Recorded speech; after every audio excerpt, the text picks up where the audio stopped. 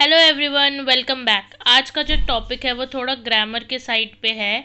तो आज मैं आपको एक्सप्लेन करूँगी रिपोर्ट राइटिंग, स्पीच, डायलॉग और लेटर कैसे लिखते हैं, एक्यूरेट फॉर्मेट क्या है, कैसे टाइप का बॉडी होना चाहिए, क्या मतलब कंटेंट होना चाहिए उसमें कि आप मार्क्स अच्छे से स्कोर कर पाओ। तो let's start with report writing with examples मैं आपको बताऊंगी। अगर पहले आते हैं हम रिपोर्ट राइटिंग पे, तो रिपोर्ट राइटिंग का मतलब होता है कि report is a written composition about a personal experience of something heard, seen, done, meant to be published. तो रिपोर्ट राइटिंग जो होता है वो पास्ट टेंस में लिखा जाता है, क्योंकि रिपोर्ट हम एक ऐसे इवेंट के बारे में लिखते हैं, ऐसे इंसिडेंट के बारे में लिखते हैं जो ऑलरेडी हो चुका होता है। फॉर एग्जाम्पल जो न्यूज़ वाले होते हैं वो लोग ऐसे टॉपिक्स के बारे में बताते हैं जो ऑलरेडी हो चुका होता है। रिसेंटली जो जोशीमठ का जो इंसिडेंट हुआ वो बाद में उन्होंने पब्लिश किया, तो वो पास्ट टेंस में वो बोल रहे थे कि जोशीमठ में ऐसा हुआ है। अगर टाइप्स की बात करें तो रिपोर्ट बोल सकते हैं न्यूज़पेपर रिपोर्ट, जो न्यूज़पेपर में पब्लिश होता है। Report about survey, report about an event, कि कोई अगर इवेंट वगैरह हुआ है। फॉर्मेट की बात करें तो फॉर्मेट क्या होता है रिपोर्ट का, वो बहुत ही ध्यान से हमें लिखना चाहिए, क्योंकि फॉर्मेट के भी मार्क्स लगते हैं हमेशा से। स्कूल टाइम से हमने देखा है कि फॉर्मेट के भी मार्क्स होते हैं। तो पहले तो रिपोर्ट का हेडलाइन होना चाहिए। फर्स्ट है हेडलाइन, जो टॉपिक होता है रिपोर्ट का। उसके बाद आता है नेम ऑफ द रिपोर्टर, मतलब कौन ये टॉपिक लिख रहा है, कौन ये रिपोर्ट लिख रहा है। थर्ड आता है opening para with date and place. तो फर्स्ट लाइन स्टार्ट करने से पहले वहाँ पे हमें डेट और प्लेस लिखना पड़ता है। उसके बाद फोर्थ में आते हैं डिटेल्स, आते हैं हमारे नेक्स्ट 2 पैराग्राफ में, मतलब टोटल 3 पैराग्राफ हो गए यहाँ पे। लास्ट जो है वो है हमारा कंक्लूसिव स्टेटमेंट। ये थोड़ा कैची होना चाहिए कंक्लूसिव स्टेटमेंट। कुछ पॉइंट्स है जो हमें याद रखने हैं। पहला तो है कि डेट, प्लेस और टाइम मेंशन करना मत भूलना रिपोर्ट में। ये बहुत ही ज़्यादा इम्पॉर्टेंट है कि कौन सी तारीख है, जगह कौन सी है। एक बार को आप टाइम भूल सकते हो पर डेट एंड प्लेस मत भूलना। उसके बाद है always write in past tense, क्योंकि रिपोर्ट राइटिंग उन इवेंट्स के बारे में होता है जो ऑलरेडी हो चुका होता है। तो रिपोर्ट हमेशा पास्ट टेंस में लिखना कि ये इंसिडेंट ऑलरेडी हो चुका है।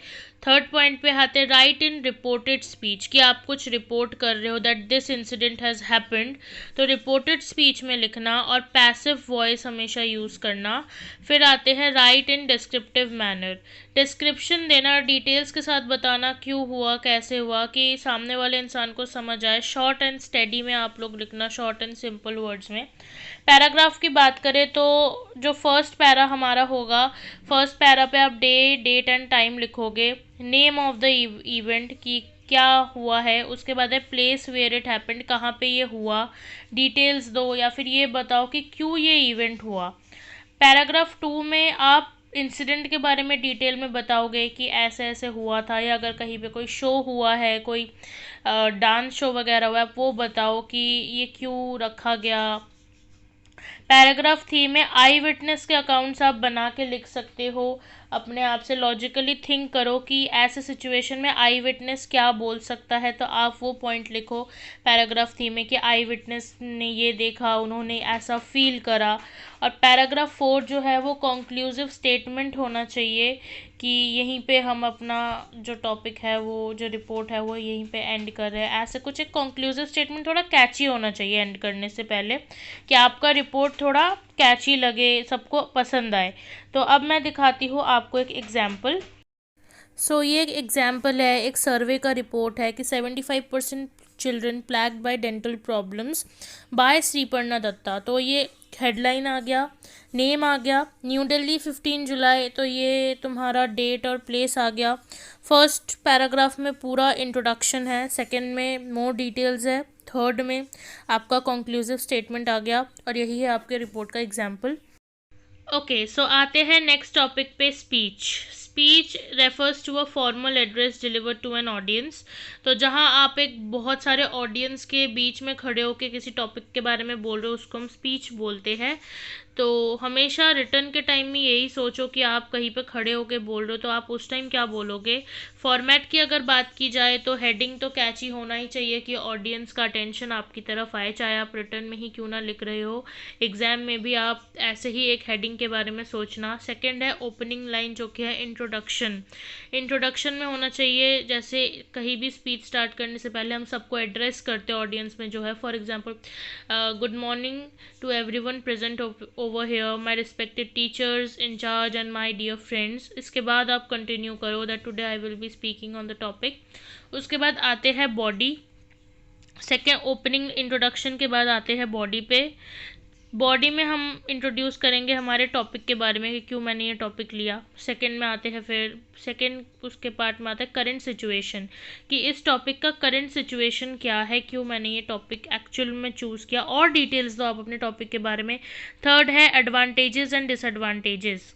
तो इस फर्स्ट पैरा में आपका रिस्पेक्टेड टीचर्स, इंट्रोडक्शन और ये सब तो आपका हो गया। सेकंड पैरा में आप उस टॉपिक के बारे में बताओगे, उसके करंट सिचुएशन के बारे में बताओगे, टॉपिक के बारे में, उसके एडवांटेजेस क्या है उस टॉपिक के, डिसएडवांटेजेस क्या है, अगर टेलीविज़न देखना अच्छा है तो उसकी बुराई क्या है कि आंखों पे प्रेशर पड़ता है, ऐसे एडवांटेजेस और डिसएडवांटेजेस भी बताना। थर्ड आते हैं कंक्लूडिंग पैरा, जो हमारा थर्ड पैराग्राफ है, जो लास्ट पैराग्राफ है, वहाँ पे हमें हमारा कंक्लूजन देना है, अच्छा खासा लाइन बोलना है और ऑडियंस को हमें थैंक यू बोलना है कि उन्होंने हमारे साथ कोऑपरेट करा। रिटर्न में भी आप ये लिखना मत भूलना कि thank you everyone for cooperating with me, for giving time. आ जाते हैं अब एग्जाम्पल पे।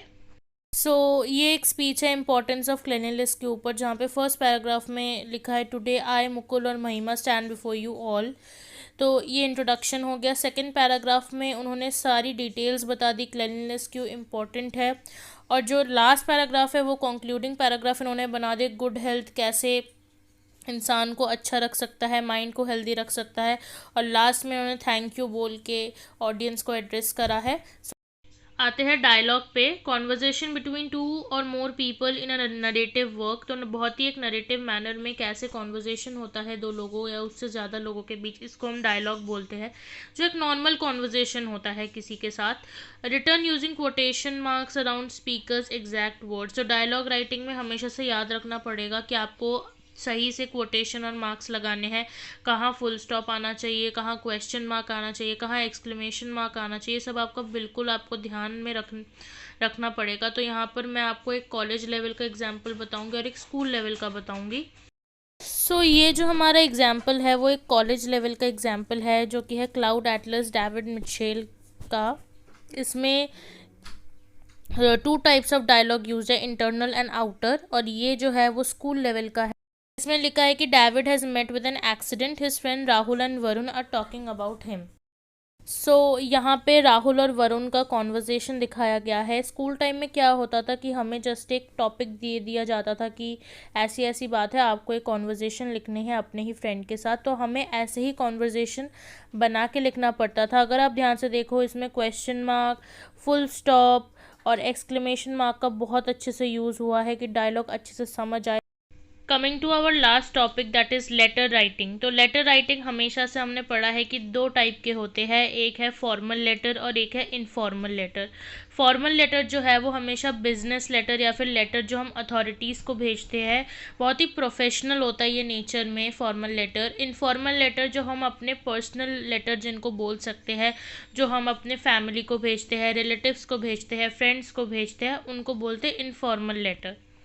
लेटर्स के कुछ और भी टाइप्स होते हैं, इनको हम सब टाइप्स बोल सकते हैं। एक है ऑफिशियल लेटर जो कि ऑफिस में भेजा जाता है कि किसी रूल या किसी नए इवेंट के बारे में बताने के लिए, और एक होता है बिजनेस लेटर जो जिसमें कि कमर्शियल इन्फॉर्मेशन लिख के भेजा जाता है, जैसे कि कोई किसी काइंड का कंप्लेंट या फिर किसी काइंड का ऑर्डर।